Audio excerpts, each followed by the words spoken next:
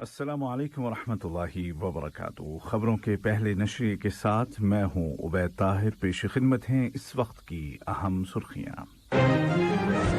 صاحب سمو امیر شیخ تمیم بن حمد آل ثانی کے ساتھ یورپی کونسل کے صدر نے ملاقات کی، جس کے دوران تازہ ترین علاقائی اور عالمی امور پر تبادلہ خیال کیا گیا۔ قطر نے سعودی عرب کے دارالحکومت ریاض میں ہونے والے خلیجی ملکوں اور خلیجی ایشیائی ملکوں کے اجلاسوں میں شرکت کی۔ بین الاقوامی ایٹمی ایجنسی IAEA نے ایران پر الزام لگایا ہے کہ اس کے پاس تقریباً اتنا افزودہ یورینیم موجود ہے جس سے ایٹم بم تیار کیا جا سکتا ہے۔ اور قطر میں کل جمعہ 9 ستمبر کو ورلڈ کپ فٹ بال 2022 کے لیے تیار کیے گئے سب سے بڑے اسٹیڈیم لوسیل اسٹیڈیم کا باضابطہ افتتاح کیا جا رہا ہے۔ اور اب پیش خدمت ہے اردو ریڈیو قطر FM 107 سے آج کا پہلا مفصل نشریہ۔ بسم اللہ الرحمن الرحیم۔ صاحب سمو امیر شیخ تمیم بن حمد آل ثانی کے ساتھ یورپی کونسل کے صدر جناب شارل میشل نے ملاقات کی، جس کے دوران دو طرفہ تعاون کے تعلقات اور ان کو بالخصوص انرجی کے شعبے میں فروغ دینے کے امکانات اور وسائل اور خطے اور دنیا کے تازہ ترین حالات پر بات چیت کی گئی۔ صاحب سمو امیر شیخ تمیم بن حمد آل ثانی نے چین کے صدر جناب شی چین پنگ کو جنوب مغربی صوبے سچوان میں آئے زلزلے میں ہونے والے جانی نقصان پر تعزیت کا برقی پیغام ارسال کیا اور زخمیوں کی جلد شفایابی کے لیے نیک تمناؤں کا اظہار کیا۔ نائب امیر شیخ عبداللہ بن حمد آل ثانی نے بھی چین کے صدر کو سچوان نامی صوبے میں آنے والے زلزلے میں ہونے والے جانی نقصان پر تعزیتی برقی تار ارسال کیا۔ وزیر اعظم و وزیر داخلہ شیخ خالد بن خلیفہ بن عبدالعزیز آل ثانی نے چین کی اسٹیٹ کونسل کے سربراہ جناب لے کنگ قیانگ کو حالیہ زلزلے میں ہونے والے جانی نقصان پر تعزیت کا برقی پیغام روانہ کیا۔ وزیر اعظم و وزیر داخلہ شیخ خالد بن خلیفہ بن عبدالعزیز آل ثانی کی صدارت میں کل کابینہ کا ہفتوار معمول کا اجلاس بلایا گیا، جس کے دوران ریئل اسٹیٹ سیکٹر کو منظم کرنے کے لیے ایک جنرل کارپوریشن تشکیل دینے کے امیری فیصلے کی منظوری دی گئی اور فیصلے کو شورا کونسل کو بھیج دیا گیا۔ بعد ازاں کابینہ نے ورلڈ کپ فٹ بال 2022 کے حوالے سے جاری تیاریوں کا جائزہ لیا اور پھر ایجنڈے پر درج دیگر موضوعات پر غور کیا اور ان کے متعلق مناسب فیصلے صادر کیے۔ ریاست قطر نے خلیجی ممالک اور سینٹرل ایشیا کے ملکوں کے درمیان ریاض میں ہونے والی پہلی اسٹریٹجک بات چیت میں شرکت کی۔ وسط ایشیائی ملکوں میں ازبکستان، ترکمانستان، تاجکستان، قزاقستان اور کرغزستان شامل ہیں۔ یہ اجلاس GCC کے جنرل سیکریٹریٹ میں بلایا گیا، جس کے دوران نائب وزیر اعظم و وزیر خارجہ شیخ محمد بن عبد الرحمن آل ثانی نے قطری وفد کی قیادت کی۔ اجلاس کے دوران فریقین نے سیاست، سیکیورٹی، معیشت، تجارت، سرمایہ کاری، تعلیم، صحت، ثقافت، میڈیا، سماجی امور، نوجوان اور کھیل کے شعبوں میں دو طرفہ تعاون اور اسٹریٹجک بات چیت کے لیے مشترکہ ورکنگ پلان کا جائزہ لیا۔ اجلاس کی سائیڈ لائن پر نائب وزیر اعظم و وزیر خارجہ نے تاجکستان کے وزیر خارجہ جناب سراج الدین مہر الدین اور ترکمانستان کے وزیر خارجہ کے ساتھ الگ الگ ملاقات کی، جس کے دوران دو طرفہ تعلقات، افغانستان کی صورتحال اور متعدد علاقائی اور عالمی امور زیر بحث آئے۔ اسی طرح نائب وزیر اعظم نے کرغزستان کے وزیر خارجہ جناب جین بیگ کولوبایف کے ساتھ دو طرفہ تعاون اور اس کو بالخصوص معیشت کے شعبے میں فروغ دینے کے امکانات اور فیفا ورلڈ کپ قطر 2022 کے حوالے سے جاری تیاریوں پر تبادلہ خیال کیا۔ نائب وزیر اعظم و وزیر خارجہ شیخ محمد بن عبد الرحمن آل ثانی کی سربراہی میں قطری وفد نے خلیجی عرب ملکوں کی تعاون کونسل کے 153ویں سیشن کے وزارتی اجلاس اور وزارتی کونسل کے مشاورتی اجلاس میں شرکت کی۔ یہ دونوں اجلاس GCC کے جنرل سیکریٹریٹ ریاض میں بلائے گئے۔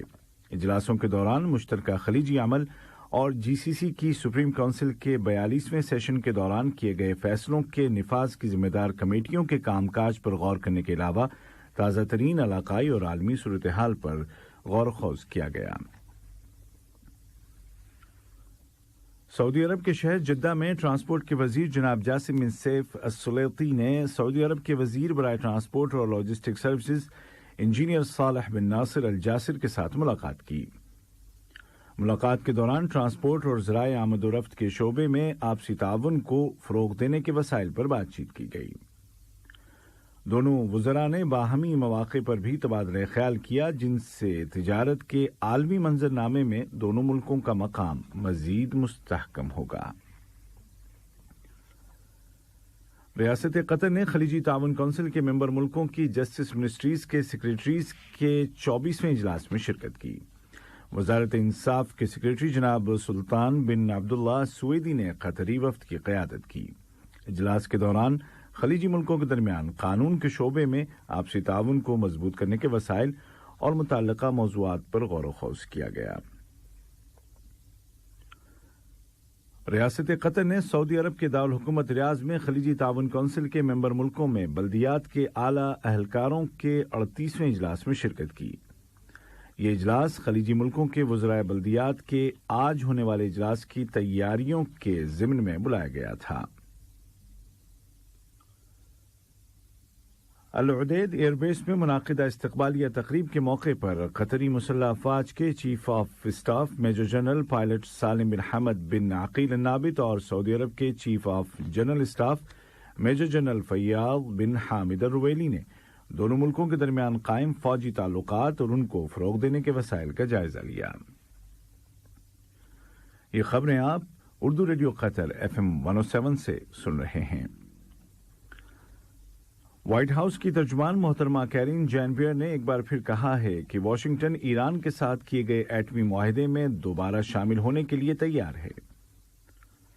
انہوں نے کہا کہ گزشتہ چند ہفتوں کے دوران اس حوالے سے چند کمزوریوں کو دور کر دیا گیا ہے، البتہ امریکہ نے خبردار کیا ہے کہ وہ اس ضمن میں جاری مذاکرات کے ہر سیناریو کے لیے تیار ہے۔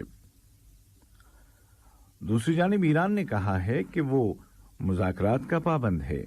ادھر عالمی جوہری ایجنسی IAEA سے جاری کردہ ایک رپورٹ میں کہا گیا ہے کہ ایران کے پاس افزودہ یورینیم کا ذخیرہ 60% تک پہنچتا ہے اور یہ ایٹم بم بنانے کے لیے لازمی ذخیرے کے قریب ہے۔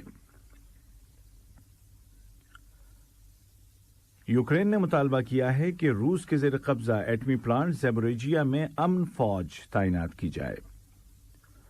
یوکرین نے یہ مطالبہ IAEA کے اس مطالبے کے بعد کیا ہے کہ پلانٹ کو کسی طرح کے ایٹمی حادثے سے بچانے کے لیے ایک سیکیورٹی زون قائم کیا جائے۔ یوکرین نے پلانٹ کے آس پاس رہنے والوں سے مطالبہ کیا کہ وہ اپنی سلامتی کی خاطر گھر بار چھوڑ دیں۔ دوسری جانب خبروں میں کہا گیا ہے کہ یوکرینی فوج نے خارکیو میں کچھ علاقوں کا کنٹرول دوبارہ حاصل کر لیا ہے اور روسی فوج پر توپخانے سے کامیاب حملے کیے ہیں۔ اور اب کچھ خبریں کھیل کی دنیا سے۔ ورلڈ کپ فٹ بال 2022 کے لیے تیار کیے گئے لوسیل اسٹیڈیم کا کل جمعہ 9 ستمبر کو باضابطہ افتتاح کیا جا رہا ہے۔ اس موقع پر مصر کے چیمپئن الزمالک فٹ بال کلب اور سعودی عرب کے چیمپئن الہلال فٹ بال کلب کے درمیان لوسیل سپر کپ میچ ہوگا۔ جیتنے والی ٹیم کو $1.5 ملین اور رنر اپ کو $1 ملین کی انعامی رقم دی جائے گی۔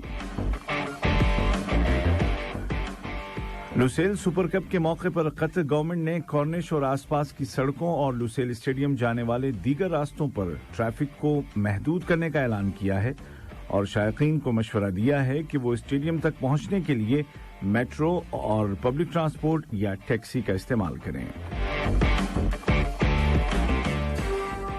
ایشیا کپ 2022 کے ایک اعصاب شکن مقابلے میں کل پاکستانی کرکٹ ٹیم نے آخری اوور میں نسیم شاہ کے بیک ٹو بیک 2 چھکوں کی بدولت 1 وکٹ سے افغانستان کو ہرا کر ایشیا کپ کرکٹ ٹورنامنٹ کے فائنل کے لیے کوالیفائی کر لیا۔ افغان ٹیم نے پہلے کھیلتے ہوئے 129 رنز بنائے اور پاکستانی ٹیم نے آخری اوور میں یہ ٹارگٹ پار کر لیا۔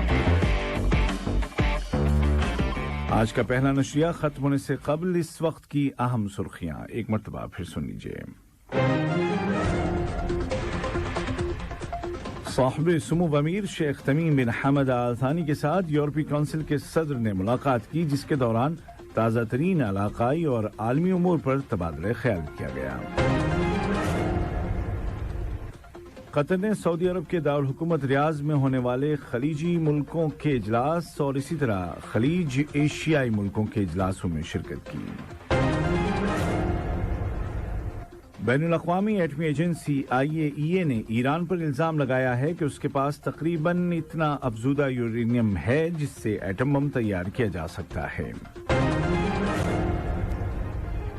قطر میں کل جمعہ 9 ستمبر کو ورلڈ کپ فٹ بال 2022 کے لیے تیار کیے گئے سب سے بڑے اسٹیڈیم لوسیل اسٹیڈیم کا باضابطہ افتتاح کیا جا رہا ہے۔ اردو ریڈیو قطر FM 107 سے آج کا پہلا مفصل نشریہ اپنے اختتام کو پہنچا۔ عبید طاہر اور تکنیکی معاون محمد شکیب اور انتخاب عالم کو اجازت دیجیے۔ خدا حافظ۔ ہمارا دوسرا بلیٹن شام 7:30 بجے پیش کیا جائے گا۔ سنتے رہیے FM 107۔ السلام علیکم دوستو، میں ہوں شیخ نور۔ آپ دیکھ رہے تھے قطر نیوز ٹوڈے۔ مجھے امید ہے کہ یہ ویڈیو آپ کو انفارمیٹک لگی ہوگی۔ اسی طرح کے ویڈیو پاتے رہنے کے لیے نور ٹائم 24/7 یوٹیوب چینل کو سبسکرائب کیجیے اور اس ویڈیو کو لائک، کمنٹ اور شیئر ضرور کیجیے۔ اگر آپ فیس بک پر دیکھ رہے ہیں تو شیخ نور پیج کو لائک کیجیے اور فالو کیجیے تاکہ میں جیسے ویڈیو اپلوڈ کروں آپ تک پہنچ جائے۔ شکریہ۔